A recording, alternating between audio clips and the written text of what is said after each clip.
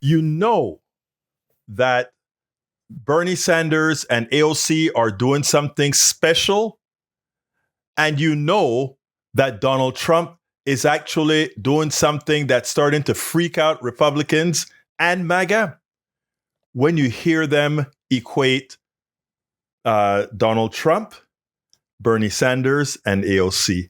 I want you to listen to this, and then we'll take it on the other side.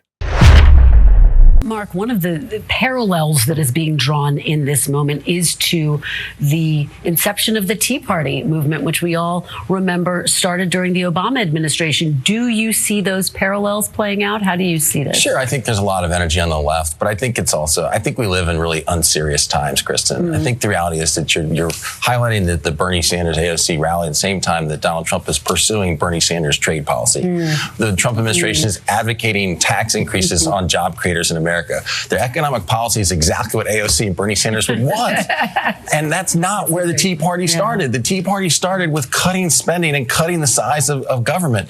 And although the Trump administration is doing that through DOGE, you look at so many other points, as Maria actually made, about centralization inside the executive branch that is actually a lot of economic policies that are exactly what Bernie Sanders was advocating for his whole career. Yeah, I mean, you think about a leaderless party, Maria Teresa, and remarkably, former President Biden stepped into the spotlight this week, made some pretty powerful words about President Trump, his agenda. What do you make of President Biden within the first 100 days, which is much earlier than we've seen past presidents, come out and speak out against his successor? Marc, how do you think Republicans see this moment when you do see Democrats kind of struggling to figure out what their message is? I mean, do you think it emboldens President Trump? Or could we see a moment where, for example, the Egberto Garcia case backfires against the president? Look, I think that for Republicans, look, Joe Biden's the gift that keeps on giving. And there's nothing they'd like more than to see, Bernie Sanders and Joe Biden as the future of the Democrat Party, because there's not a lot of future there. So I think for Republicans, sure, this is emboldening to see how sort of disorganized the Democrat Party is. But, on the legal front, Kristen, I think in the last week we have seen something different where there have been district court judges that Trump appointed ruling against him. You highlighted the Fourth Circuit Court of Appeals, a Reagan appointee having a very strong decision against Trump, and now even the Supreme Court. So I do think we're at a different point today. Now, Martin Short has some nerve. First of all, they realized the power of the oligarchy movement, the move against, the fight against the oligarchy that Bernie Sanders and AOC are going around the country and working on.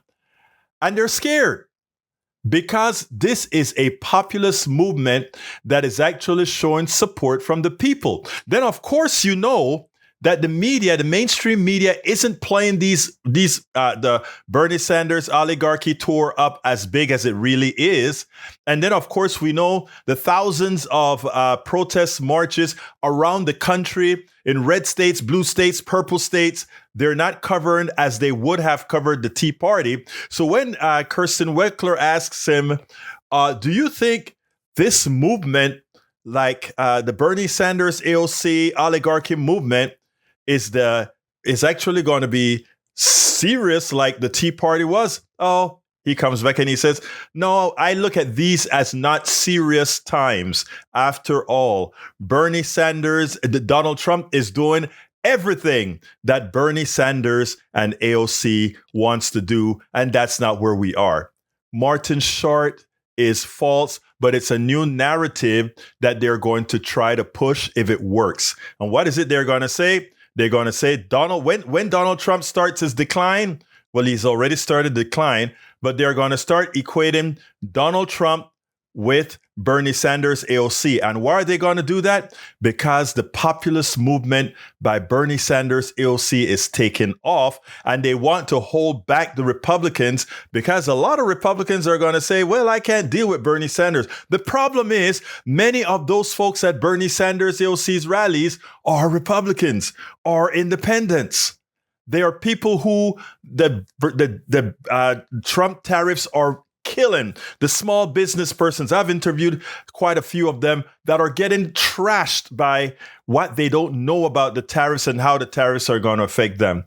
The policy of killing Medicaid, all these things that Donald Trump has in place to do with his massive tax cut to the wealthy. So when Short tries to equate the two and say, oh, Donald Trump is implementing Bernie Sanders and AOC's policies, first of all, it's a complete lie. Bernie Sanders stands for Medicaid. Bernie Sanders stands for Medicare. Bernie Sanders stands for the workers. Bernie Sanders doesn't stand for raising the price on products. Bernie Sanders supports wage increases. Bernie Sanders supports, unions. All the things that Donald Trump has cut even within the federal government. So we can't buy the Kool-Aid. We can't drink the Kool-Aid.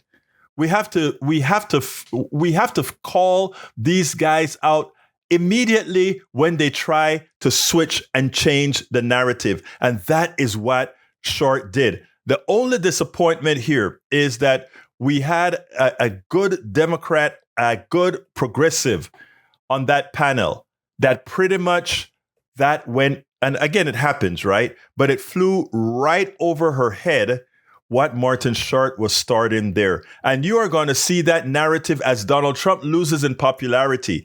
You are going to see that narrative make the rounds that Donald Trump is implementing Bernie Sanders policies. And if Donald Trump policies are failing so badly, then Bernie Sanders, you can't want Bernie Sanders because look at how his policies implemented by Donald Trump is actually working. It's not. But it's a lie. Donald Trump is not implementing Bernie Sanders policies. They are trying to make Bernie Sanders policies a loser by attaching it to the losing policies of Donald Trump. We cannot allow that narrative to move forward. It is imperative that everybody that goes onto a panel, when the Republican tries to spin that narrative, in other words, Donald Trump's tariff policies is Bernie Sanders policies, it's not. It is not. And we have to listen. We have to be ready. Our tongues need to be charged with truth. Our tongues need to be ready all of the times to answer the call. We spend a lot of time deconstructing the news, trying to parse it into a form that everybody can understand. We try to find those little nitpicks where it flies above the fray, etc. If you really like these videos that we do, I want to ask a big favor. Please go ahead. Number one, subscribe to our channel. And number two, please join if you can. Thank you so kindly for watching. Keep watching. Please remember to share. We must populate the entire internet with our progressive message, a message that we know is what most Americans say that they want. So help us, please join.